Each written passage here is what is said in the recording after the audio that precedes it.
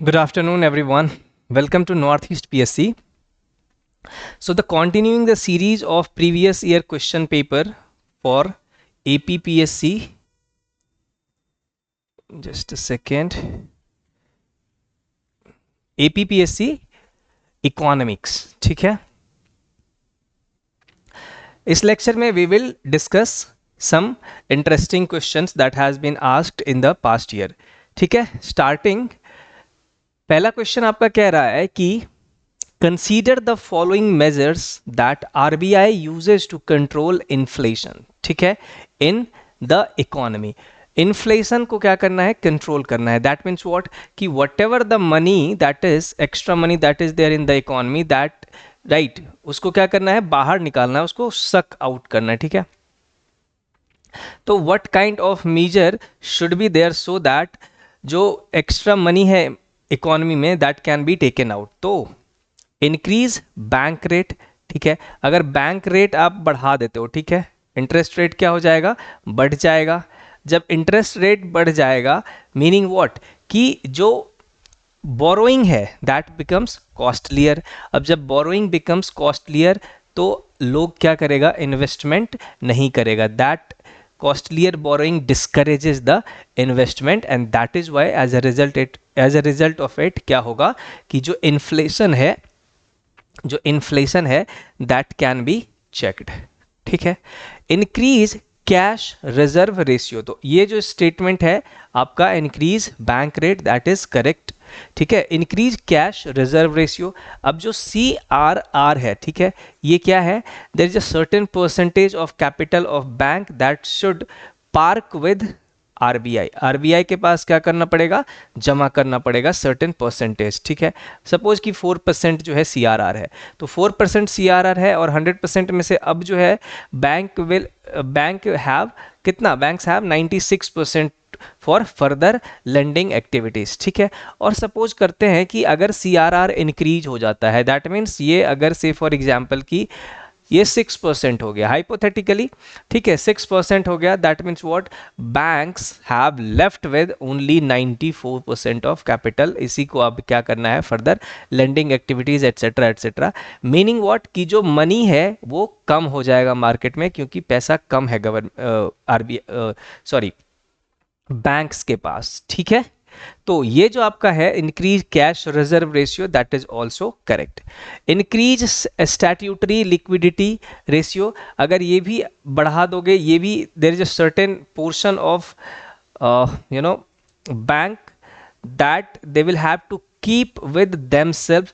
अगर मान लेते हैं कि से फॉर एग्जांपल 100% में से 18% आर SLR. ठीक है, उसमें से SLR इतना है, मीनिंग क्या कि अब कितना है, 82% जो है बैंक के पास रेस्ट अमाउंट बचा हुआ है फर्दर एक्टिविटीज के लिए. ठीक है, इसको और बढ़ा देते हैं 20%, अब कितना, 80% ही बचा हुआ है कैपिटल. ठीक है, तो अगर आप SLR को भी बढ़ा दोगे, इसका मतलब क्या होगा, they will help in checking the inflation. ठीक है, और परचेज ऑफ गवर्नमेंट सिक्योरिटी. ठीक है, अगर गवर्नमेंट सिक्योरिटी परचेज किया जा रहा है, दैट मीन्स व्हाट, कि जो मनी है in the economy that will be pumped. जब मनी जो है मार्केट में आएगा, मीनिंग व्हाट, कि इन्फ्लेशन इंस्टीड ऑफ चेकिंग वो क्या होगा, और भी वर्सन, और भी खराब, और भी वर्स्ट हो जाएगा. तो ये जो आपका कह रहा है परचेज ऑफ गवर्नमेंट सिक्योरिटी, ये जो है स्टेटमेंट रॉन्ग है. ऑल्दो आप यहां पे ये कह सकते हो कि selling of government security will check the inflation. तो क्या हो जाएगा, option that is 1, 2 and 3, option B जो है आपका, दैट इज करेक्ट आंसर. ठीक है, moving to the next question which says that which one of the following is not. ठीक है, ये सब जो लाइन है, ये सब जो वर्ड है आपको पढ़ना चाहिए. Not a method to control inflation, वही. ठीक है, controlling the demand, controlling the supply of money, reducing the rate of interest. ठीक है, rationing of commodities.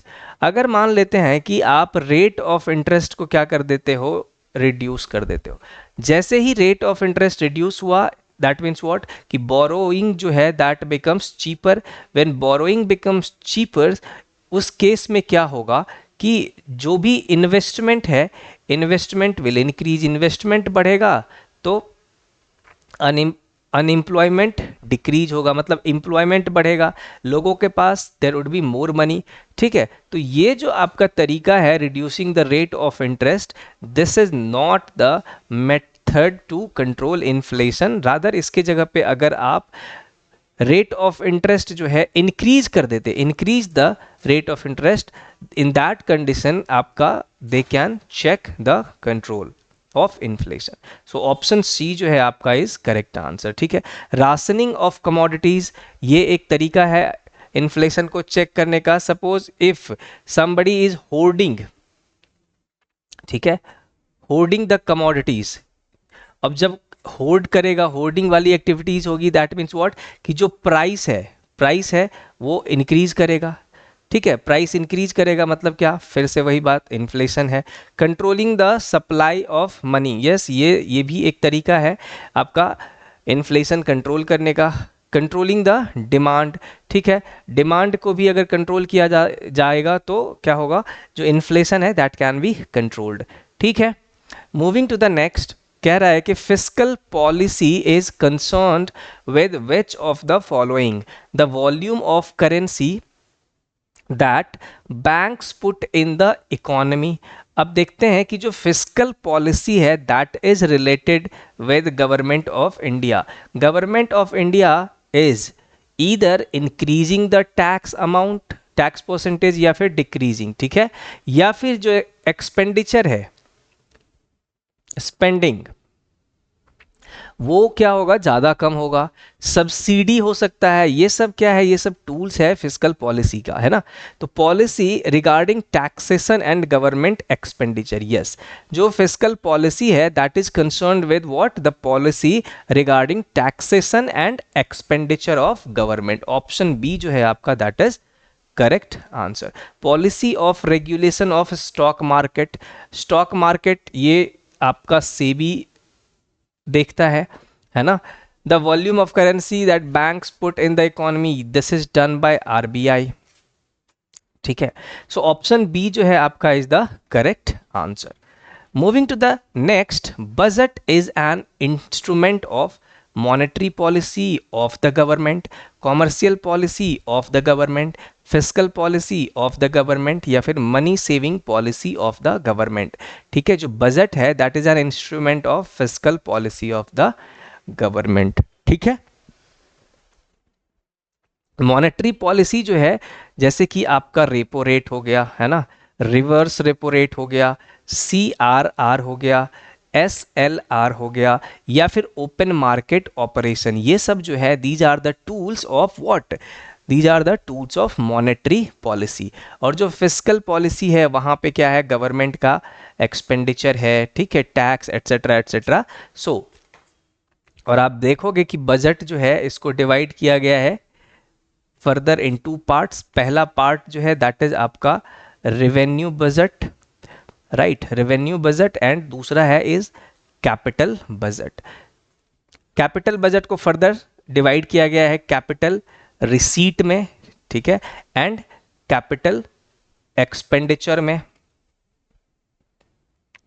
Revenue, receipt and revenue expenditure. ठीक है, तो यहीं पे आपका जो है रेवेन्यू, जो रिसीट है, यहाँ पे क्या है, टैक्सेशन एटसेट्रा एटसेट्रा. तो दैट इज वाई जो बजट है that is an instrument of what, fiscal policy of the government. Getting it? Moving to the next question, interest payments. Interest payment is an item of what, revenue expenditure, capital expenditure, plan expenditure, या फिर none of the above. क्या होगा, revenue expenditure. ठीक है, interest payment जो है that is an item, that is जो है component parts of revenue expenditure. ठीक है, option A is the correct answer.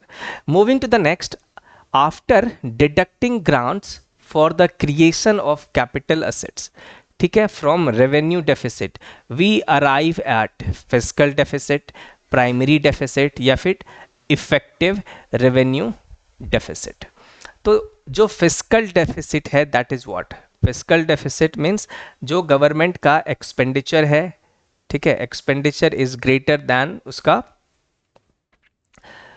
Receipts, ठीक है। प्राइमरी डेफिसिट्स जो है, जो फिस्कल डेफिसिट है उसमें से जो हम इंटरेस्ट पेमेंट करते हैं माइनस, तो हमें क्या मिलता है, that is primary deficit. Effective revenue deficit जो है आपका, ये क्या है कि after deducting grants for creation of capital assets from revenue deficit, जो भी आपका रेवेन्यू डेफिसिट है उसमें से अगर आप असेट्स फॉर कैपिटल क्रिएशन उसको माइनस कर देते हो, तो what you get is effective revenue deficit. So option C जो है that is the correct answer, ठीक है। Moving to the next question, invisible export means export of service, prohibited goods, unrecorded goods या फिर गुड्स थ्रू स्मगलिंग। तो ये जो है invisible that is the part of आपका balance of payment. Balance of payment has 3 components, एक है आपका करंट अकाउंट,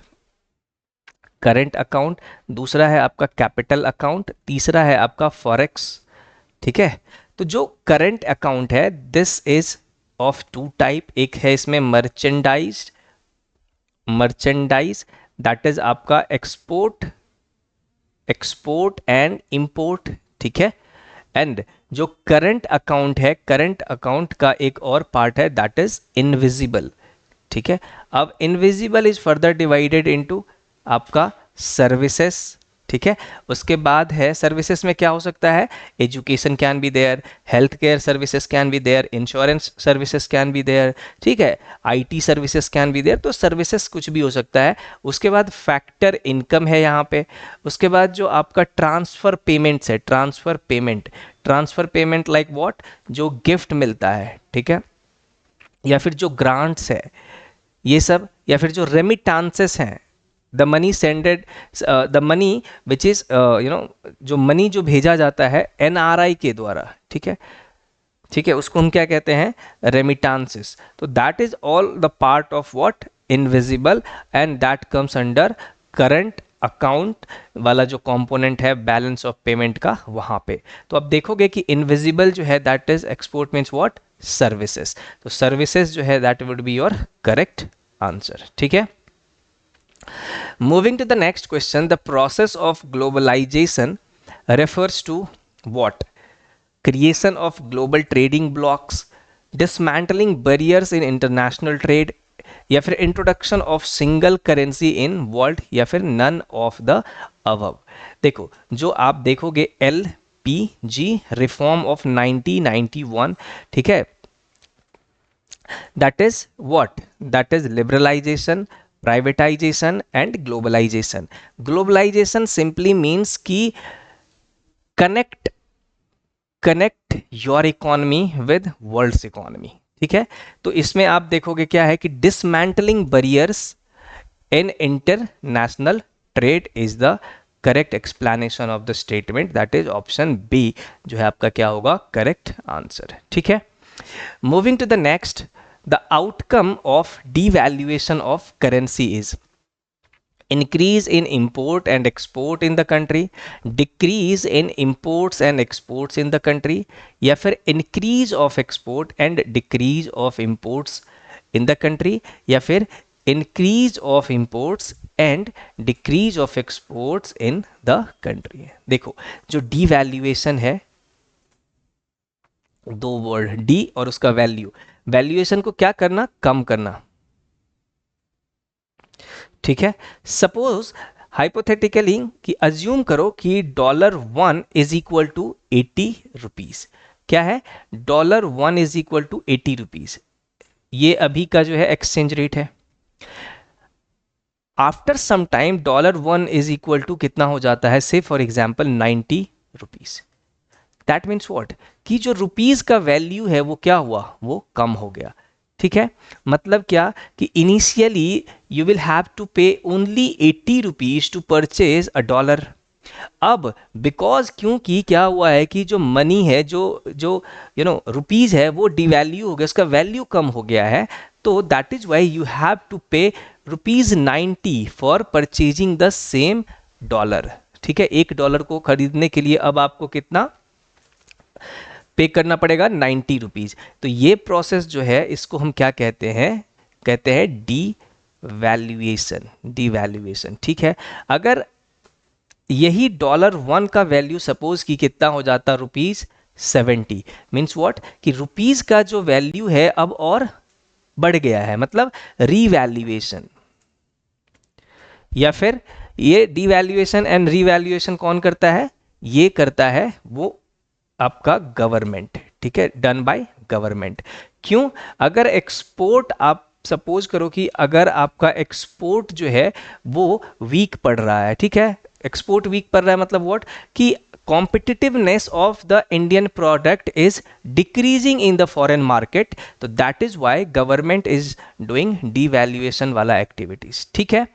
बट यहाँ पे एप्रिसिएशन एंड डेप्रिसिएशन भी होता है, सेम चीज होता है। अगर $1 का वैल्यू 90 हो गया मतलब डेप्रिसिएशन, $1 का वैल्यू अगर से फॉर एग्जांपल 70 हो गया तो एप्रिसिएशन, एंड दिस इज जो है that is happen through the market forces. Market forces मतलब व्हाट? डिमांड एंड सप्लाई, ठीक है। So this is done bye, ये जो है क्या कैसे होता है? Demand and supply market forces पे डिपेंडेंट है। आपका एप्रिसिएशन, डेप्रिसिएशन और डिवैल्यूएशन, रिवैल्यूएशन ये जो है गवर्नमेंट जो है करती है। क्यों? एक्सपोर्ट को बढ़ाने के लिए। Getting it? तो क्या हो जाएगा डिवैल्यूएशन में? Increase in import and increase in import and export in the country? No, no. Decrease in import and export in the country? ये भी नहीं है। Increase of export, yes, ठीक है। एक्सपोर्ट जो है आपका वो क्या होगा?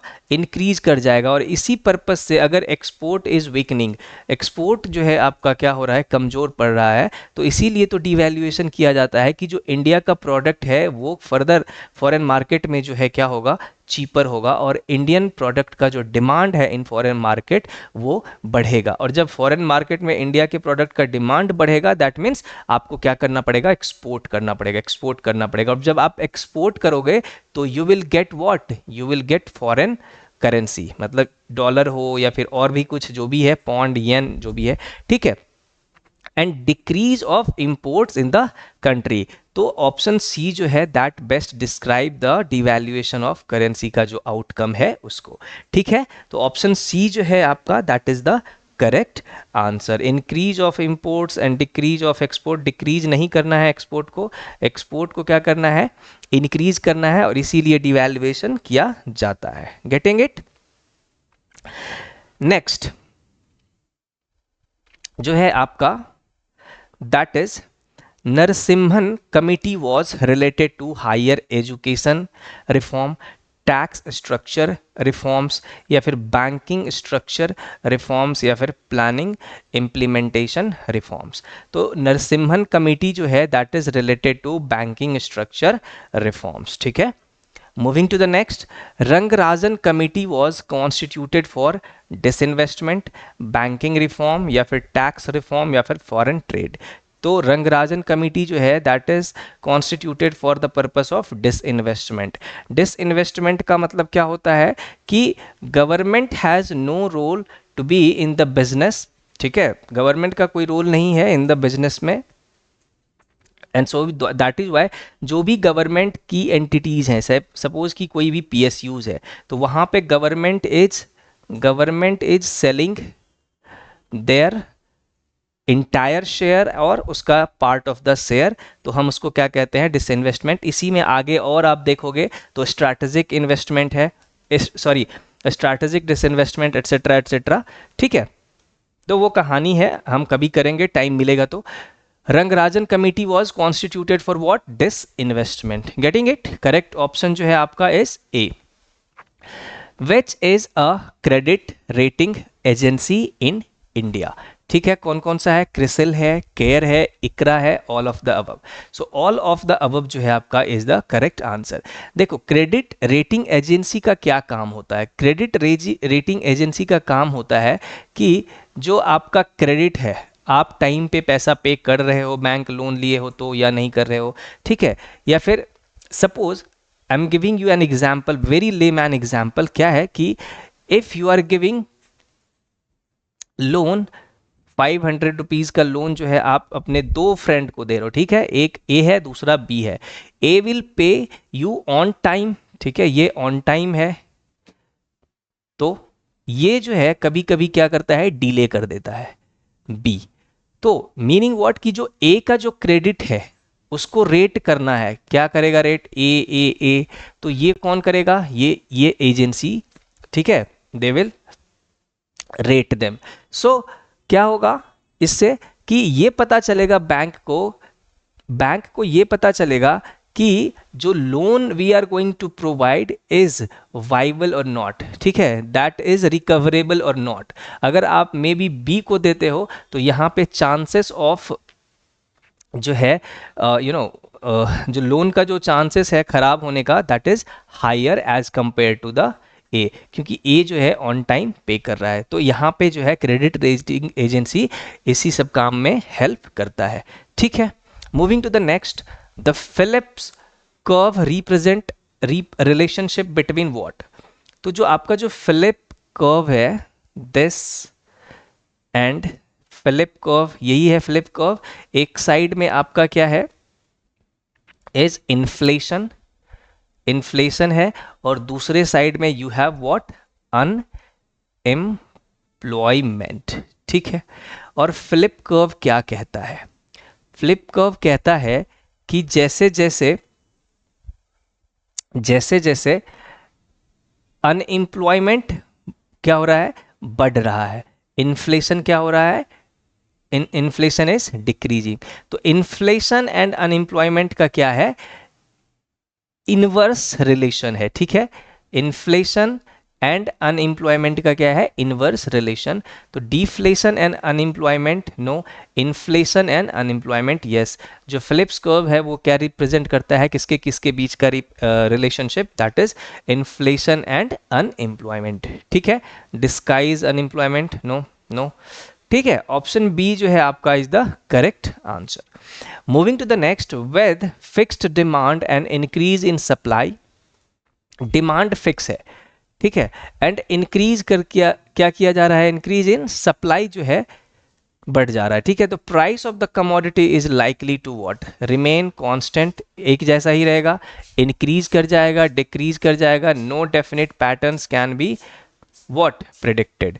तो अगर डिमांड अपर मान लेते हैं कि फिक्स है, ठीक है, डिमांड में ना तो इंक्रीमेंट हो रहा है ना तो डिक्रीमेंट हो रहा है, बट सप्लाई जो है ना वो बढ़ा दिया जाता है, सप्लाई बढ़ गया किसी भी आइटम्स का, ऑब्वियस सी बात है, जब डिमांड है ही फिक्स है और आप सप्लाई पे सप्लाई कर रहे हो, सप्लाई पे सप्लाई कर रहे हो, तो जो प्राइस होगा दैट प्राइस विल रिड्यूस, ठीक है, प्राइस क्या हो जाएगा, कम हो जाएगा। तो ऑप्शन सी जो है आपका क्या होगा, करेक्ट आंसर, ठीक है। Moving to the next, a rise in general level of prices may be caused due to what, an increase in the money supply, ठीक है, या तो अगर मनी सप्लाई हम इंक्रीज कर देंगे तो प्राइस लेवल क्या हो जाएगा, हाइक होगा, यस होगा।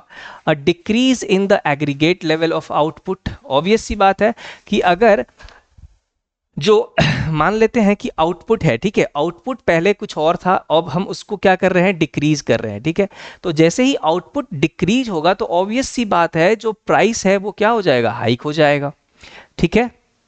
Same and increase in the effective demand, या फिर अगर डिमांड भी इंक्रीज करता है दैट मीन्स व्हाट की जो जनरल लेवल ऑफ प्राइस है दैट विल राइज। तो इसमें जो तीनों के तीनों स्टेटमेंट्स हैं that is responsible for rising in general level of prices, ठीक है। तो क्या कह रहा है, करेक्ट आंसर ढूंढना है तो 1, 2 एंड 3 जो है आपका दैट इज करेक्ट आंसर, ठीक है। Moving to the next question, open market operations of Reserve Bank of India refers to what, trading in securities, या फिर auctioning of foreign exchange, transaction in gold, या फिर none of the above.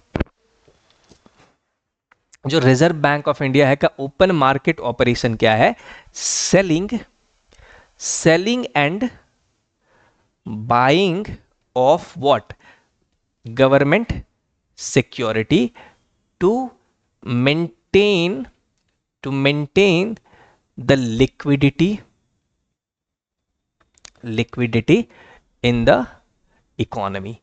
ठीक है, तो trading in securities जो है आपका क्या हो जाएगा? Is the correct answer. Moving to the next question, in India money and credit is controlled by the central bank of India.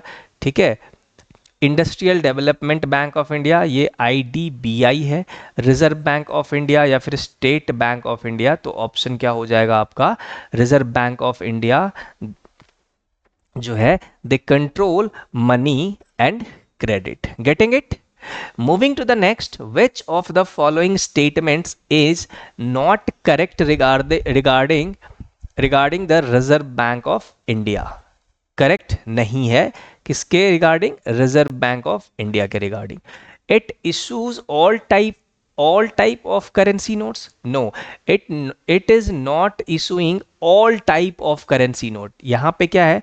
जो 1 रुपीज का नोट है, 1 रुपीज का जो करेंसी है, ठीक है, it is issued by government of India, जो है ना गवर्नमेंट ऑफ इंडिया के द्वारा।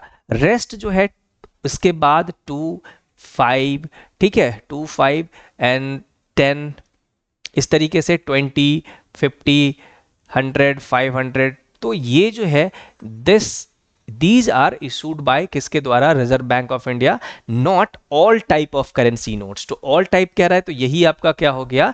रॉन्ग। और पूछा क्या जा रहा है? Which of the following statement is not true? ये आपका ट्रू नहीं है। It functions as a branch bank of the government of India. Yes, branch bank मतलब गवर्नमेंट ऑफ इंडिया का जो है बैंक के रूप पे काम करता है Reserve Bank of India, that is correct. It is bankers bank. Yes, ये बैंकों का बैंक भी है, correct. It exchanges foreign currency. Yes, यहाँ पे आप you can exchange foreign currency as well. So option A जो है is your correct answer. Moving to the next, which of the following is not a function of Reserve bank of India? यहां पे पूछा जा रहा है कि कौन जो है एक फंक्शन नहीं है रिजर्व बैंक ऑफ इंडिया का। तो regulation of currency, yes, currency regulation जो है that is a function of RBI। ठीक है, रेगुलेशन ऑफ फॉरेन ट्रेड, उसके बाद है रेगुलेशन ऑफ क्रेडिट, उसके बाद है custody and management of countries foreign exchange reserve. अभी आपने देखा कि जो फॉरेन करेंसीज है यू कैन एक्सचेंज, तो this is a function of RBI। Regulation of credit, yes, credit को रेगुलेट करना, इससे पहले भी आपने देखा it is a function of RBI, but regulation of foreign trade जो है that is not a part of Reserve Bank of India. तो ऑप्शन जो है आपका बी, ये क्या है आपका? Is correct answer. ठीक है, moving to the next, which of the following is an example of structural unemployment? C, structural unemployment का क्या मतलब होता है कि unemployment arises due to change in structure of an economy. ठीक है, इकोनॉमी, ठीक है, या फिर स्ट्रक्चर चेंज हो सकता है, या फिर क्या कि jobs are available in the market but जो स्किल सेट इज रिक्वायर्ड, जो skill set are require which is not there. ठीक है, तो अगर स्किल सेट नहीं है तो भी क्या होगा आपका? वो जॉब नहीं मिलेगा, और इसी को हम क्या कहते हैं? Structural unemployment. आप पढ़ो अपने options. Due to mismatch between skills and jobs, due to business cycles, ठीक है, ड्यू टू एग्रीकल्चरल सीजन, या फिर ड्यू टू वॉलेंट्री रेस्ट। तो ऑप्शन क्या हो जाएगा? इस A option is the correct answer, due to mismatch between skills and jobs. ठीक है, moving to the next, which of the following is a function of SEBI? SEBI जो है, सेबी रेगुलेट्स आपका जो है कैपिटल मार्केट। ठीक है, जो कैपिटल मार्केट है उसको रेगुलेट करता है। तो control inflation, no, controlling inflation is a function of RBI. उसके बाद है regulate stock market, yes, capital market का ही पार्ट है स्टॉक मार्केट। तो सेबी का जो फंक्शन है that regulating the what, stock markets. Issue currency, this is a function of RBI. And control public expenditure, ये जो है गवर्नमेंट ऑफ इंडिया, ठीक है, कंट्रोल करती है। ऑप्शन बी जो है आपका क्या होगा, correct answer. Moving to the next, the concept of green GDP includes what, GDP adjusted for inflation, GDP adjusted for environmental degradation, GDP adjusted for population, GDP adjusted for income inequality. तो देखो जो green GDP है ना, that calculate the environmental degradation while producing goods and services, ठीक है, goods and services. तो देखो जब भी आप कोई आइटम प्रोड्यूस करते हो, ठीक है, जैसे कि सपोज कि मोबाइल फ़ोन का मैन्युफैक्चरिंग होना है, ठीक है। अब जब मोबाइल फ़ोन का मैन्युफैक्चरिंग होना है तो उसके लिए there are certain rare earth minerals which is required, ठीक है। अब वो कहाँ से आएगा, वो या तो अर्थ के क्रस्ट से आएगा या फिर जो भी उसका सोर्स है दैट इज़ क्या। अब जब आप उसको माइन करोगे, जब उसको माइनिंग करोगे तो उसके प्रोसेस में व्हाट विल हैपन, उसके प्रोसेस में there will be the environmental degradation. तो वो कहाँ जो है काउंट होगा, उसको कहाँ आप काउंट कर रहे हो, ठीक है। जीडीपी जो है that is increasing, but that is increasing at the cost of what, environmental degradation. तो उसमें जो आपका जो जीडीपी होता है वो एनवायरमेंटल डिग्रेडेशन को काउंट नहीं करता है, गेटिंग इट। तो इसीलिए है आपका कॉन्सेप्ट ऑफ ग्रीन जीडीपी, जिसमें क्या है कि GDP adjusted for environmental degradation. Option B जो है आपका करेक्ट आंसर है। वैसे आप और भी एग्जांपल्स बहुत सारे ले सकते हो कि suppose if a company is trying to set up a unit in से for example some Himalayan state. अब वहाँ पे क्या है कि अगर किसी हिमालयन स्टेट में ऐसा सिचुएशन बन रहा है, ऐसा सीन बन रहा है कि जो कंडीशन है, ठीक है, ऑल द कंडीशन फॉर जो आपका कंपनी है उसके लिए बेनिफिशियल है। तो अब वहां पे क्या होगा, अब वहां पे they have to cut the forest, ठीक है। ऑब्वियस सी बात है, अगर company are setup what, company is setting up the units, तो दैट मीन्स व्हाट कि जीडीपी तो आपका ग्रो करेगा, ठीक है। लेकिन आपने जो फॉरेस्ट कट किया भाई, फॉरेस्ट जो कट किया उसका क्या, जो आपने एनवायरनमेंट को जो आपने जो डिग्रेड किया उसका क्या। तो that is why the concept of green GDP came into picture. वो क्या कहता है, GDP adjusted for environmental degradation, that is the correct answer, ठीक है। Moving to the next, what does primary deficit means, fiscal deficit minus interest payment, total deficit minus revenue, revenue deficit plus capital deficit, या फिर fiscal deficit minus subsidies. अभी हमने देखा था कि जो आपका प्राइमरी डेफिसिट है, फिस्कल डेफिसिट से अगर आप इंटरेस्ट के पेमेंट को हटा दोगे तो क्या मिल जाएगा, primary deficit, getting it. Option A जो है आपका is the correct answer. Moving to the next question, when was the goods and services tax implemented in India? ठीक है, जीएसटी जो है इंडिया में कब इंप्लीमेंट हुआ, ये इंप्लीमेंट हुआ in the year 2017 by the 101st constitutional amendment act, ठीक है। तो क्या हो जाएगा इसमें, 15, 17, 16, 18, एक ही है आपका 17, दैट इज 1 जुलाई 2017 जो है is the correct answer, option B, ठीक है। Moving to the next, which of the following is an example of expansionary fiscal policy. ठीक है, दो तरीके का फिस्कल पॉलिसी होता है, एक तो होता है आपका expansionary fiscal policy, expansionary fiscal policy, दूसरा होता है आपका कॉन्ट्रैक्शनरी, ठीक है, contractionary fiscal policy.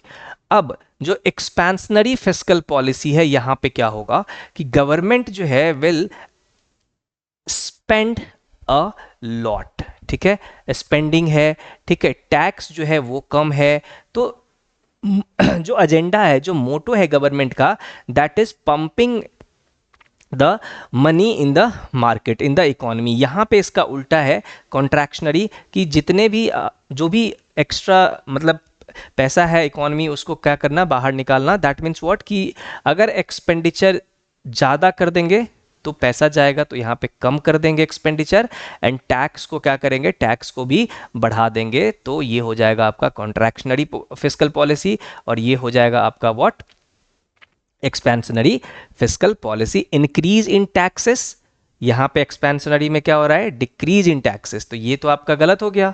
Increase in public expenditure, ठीक है, जो स्पेंडिंग है गवर्नमेंट का, स्पेंडिंग ये इंक्रीज करना पड़ेगा, yes, increase in this. Decrease in money supply, अब देखोगे कि एक्सपेंडिचर मनी सप्लाई यहाँ पे क्या हो रहा है, डिक्रीज, ये जो है कॉन्ट्रैक्शनरी पॉलिसी का पार्ट हो जाएगा, कंपोनेंट हो जाएगा। इंक्रीज इन सीआरआर, ये भी नहीं, तो इंक्रीज इन जो पब्लिक एक्सपेंडिचर है, that is N example of what, expansionary fiscal policy. Moving to the next, the difference between gross national product, that is GNP and NNP is what, ठीक है, क्या है? तो देखो, जो NNP होता है आपका, that is net national product, वो क्या होता है, GNP माइनस डेप्रीसिएशन, डेप्रीसिएशन, ठीक है। मतलब क्या कि in an economy, suppose a company is producing a mobile phone, ठीक है, अब मोबाइल फोन जो है प्रोड्यूस किया जा रहा है। अब एक साल में मान लेते हैं कि 100, हाइपोथेटिकली 1000 मान लेते हैं, 1000 मोबाइल फोन जो है एक साल में क्या हुआ, मैन्युफैक्चर्ड हुआ, ठीक है।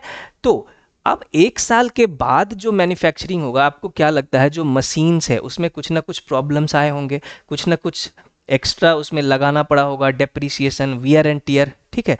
तो उसको अपन को क्या करना पड़ता है, डेप्रिसिएट को माइनस कर देना पड़ता है। और जब हम आप जीएनपी में से डेप्रिसिएशन माइनस कर दोगे, तो you will get what, NNP, that is net national product, ठीक है। तो ऑप्शन आपका डेप्रिसिएशन कौन सा है, ऑप्शन ए जो है depreciation, that is correct answer, ठीक है। उसके बाद है which of the following institution publishes the world economic outlook, ये क्या है आपका, वर्ल्ड बैंक है, IMF है, या फिर WTO है, या फिर OECD है। IMF जो है इज द करेक्ट आंसर, ठीक है। Moving to the next question,